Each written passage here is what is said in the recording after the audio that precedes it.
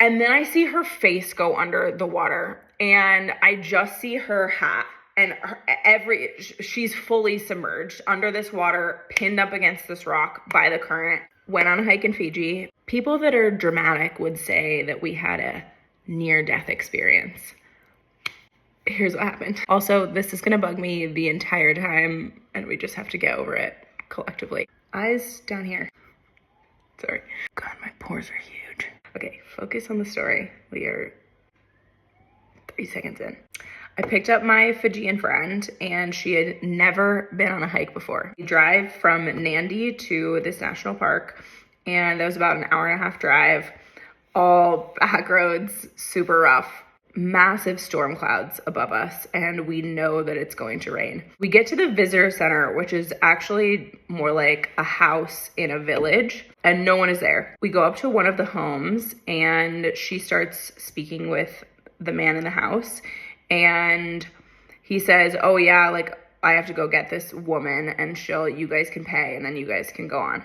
So she gets to the visitor center, we pay, and I take a picture of the map, and then there's also a hand-drawn map, and it was very Dora the Explorer-esque. It was like, go down the trail, when you get to the hut, cross the river, you'll get to another hut, always go right, don't go left, and then you'll get to the third hut, and then that's the end of your hike. At this point, it is absolutely raining. We have not started the hike yet, and both of us are completely soaked. But both of us are like, no, we're hiking, like, let's go. We start the way up, and it's beautiful. We can see waterfalls in the distance, and I mean, lush green forest. It was gorgeous. We get to where the trail actually starts. Walk, we find the first hut. And we arrive at the pools, which she said that we could swim in. And when we get there, I mean, there's no chance that we're swimming in this. So because it had started raining, the water was rushing down so fast, and we could see that there was a current there as well, coming from a mountain. So the stream is coming down, and then it goes into like a small waterfall, and then another bigger waterfall, and then continues down the river. We have to cross this to get to the rest of the trail. We don't know how deep it is, and we can tell that the water's rushing and there is a current. So Millie goes first, and she is up to her neck in water. And really, we just have to get to this one rock, and then we'll be able to cross the rest. So we're just crossing this one section of water. She gets down, and she was like, all right, come on. And so grabs my hand. So I'm soaked from the waist down. She gets me on the rock, and then we keep going. We're out for another like 1 to 2 hours. So we end up hiking to another viewpoint. We can see these gorgeous mountains. We're hanging out under this hut. It's fun, and we're just chilling. We're just relaxing. In this time, it is downpouring. It is absolutely downpouring. And if there's any break in rain, it's not completely stopping, it's just slowing down. So we see these like rolling clouds all the way in, this like huge fog, right? And that's like going in and out, and it's downpouring. We're trying to see if there's a break in the rain. And when there's not, we finally are like, all right, let's just go. Let's just head down. So we get back to the river crossing, the stream crossing. And at first I don't notice how much more intense it's gotten. I'm just kind of like, yeah, like it was already bad and now it's bad. And Millie's like, no, it's worse. Like it's definitely gotten worse. And I'm like, oh, really? Also keep in mind, it's still raining. It's still pouring rain. And we need to cross this to get back. Keep in mind, there is no one in the forest. There's no one else on the trail. There's no one in the forest. Like the closest people are back in the village, which is at least a mile away, if not more. So there's no one. It's just the two of us in this forest. And I can't believe we did this. Okay, there's no other way. Like you have to cross to get back. And there were enough stepping points of rocks that we were able to get pretty much halfway through without getting in any water. And then we're hitting that same point where we had to cross the first time. And we're looking at it again, and she's going like, the current has really picked up here. We can see the current. And this is like a powerful flow of water. But we're looking at our other options. And what she wanted to do was just down from that is there is this tree that has like all of these branches. And she was like, I think that we should grab onto the branches and like work our way across, and then we'll get to a more shallow point and be able to walk. The thing is, under the tree was like a hot tub size pool of water, and we can't see the bottom. We don't know how deep it is. And I do see a bit of a whirlpool in the middle. And I'm like, dude, that's such a risk. We don't know what that actually looks like. We don't know how deep it is. The whirlpool thing is freaking me out. And I mean, that could be an abyss. Like we don't know. So I'm like, I understand that the tree is there and the tree is helpful, but even though there is a stronger current where we crossed the first time, we can at least see, we at least know that we could stand in that water. We know how deep it is.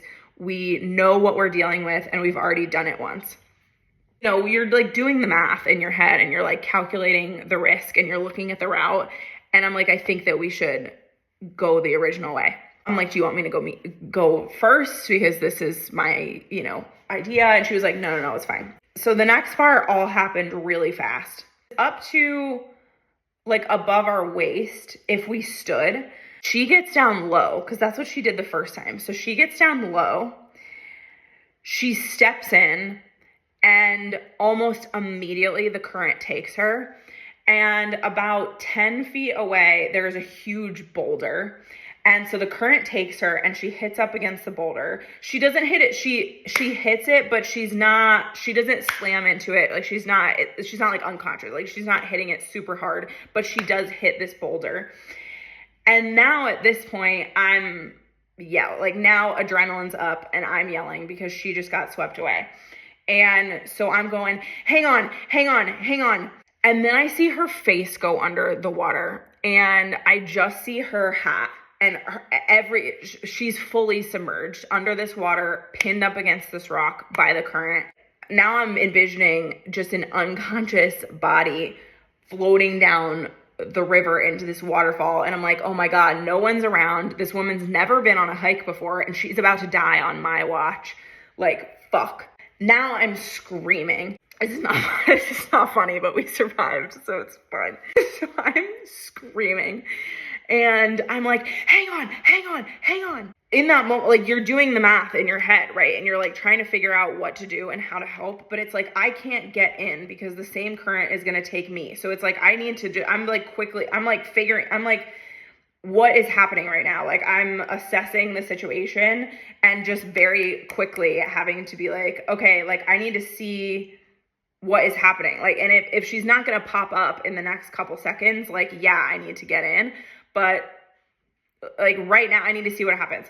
I think she was hanging on to something. So she lets go and lets the current take her a bit and reaches her hand up and grabs one of the tree branches that we were initially talking about. So she grabs a tree branch and the current is still taking her, but she has grabbed both of the tree branches and then she's able to like pull her way across and then she like disappears behind the rock. And I'm like, oh my God. Okay, she's out. So then another like 2 minutes go by and I don't see her. And that is where that pool of water was. And then I don't see her and I start yelling again and I'm going, Millie. Like I'm yelling her name because I'm like, I don't know. That pool of water could have like sucked her in. I don't know what's happening under there. Thankfully, she pops around. She like had just needed to take a breath and like calm down. We're totally fine. So she pops out on the other side of the rock and we're good. Because when I start yelling, she starts coming around and yelling my name because she thinks that something has happened to me. Thankfully, we're both good. So we both like look at each other and just like smile. And then we're like, fuck, like I still need to get across. Again, like assessing the situation. I mean, she's trying to see if she can grab like a really long branch that she can like kind of bring to me that I can use and she can hang on to. I mean, I'm still looking at the original spot, because there are not a lot of options. So, and at this point, now that she was out, I mean, there was so much, when I saw her head go under the water, that was the pinnacle of fear, because I'm like, she's about to fucking die. And she's gonna drown and be taken by, or be unconscious and be taken by this current. And like, then what the fuck do we do? What? Once she was safe on the other side, there really wasn't a feeling of fear anymore. It really was just like, okay, everything is like, then it was kind of back to calm again. And it's just like a puzzle, right? Like everything is figure outable. We just were in the phase where we just hadn't figured it out yet.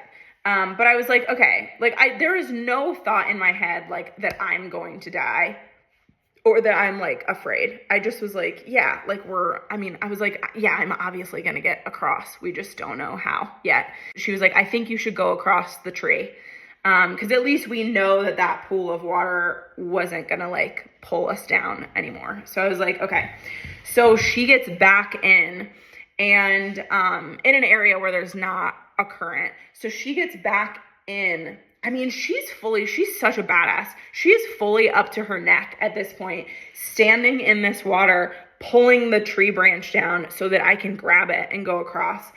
And so she's like, you gotta hang on tight. And I was like, I know. So she pulls the tree branch down. I grab it with both of my hands, and then you just gotta go. So I get in. I also have a bag on me. I have my bag on me also. This should be an advertisement for Coach purses, because the bag is totally fine.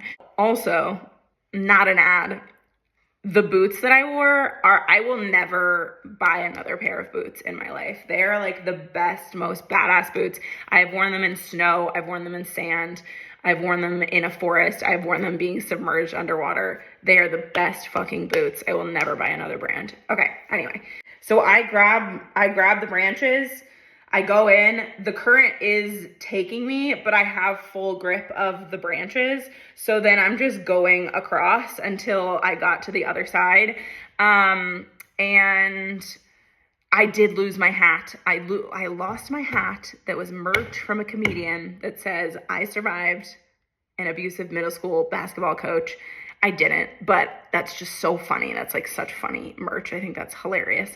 I lost my hat. So that hat I'm like in my frat boy hat era. I'm like so sad. I reached back to grab it and she was like, let it go. And I was like, no. So that hat is somewhere in a stream in Fiji, and I am contributing to pollution. So I'm sad about that, and littering. So we got across and we got back up to the hut, and we both were like, fuck yeah. We did that shit. She was MVP. I mean, I was like, you're so good at hiking. And I was like, by the way, this is not what most hikes are.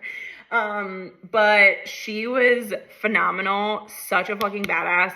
And, something I was thinking of during this whole thing was that in any situation that you're in, the people that are around you are your team.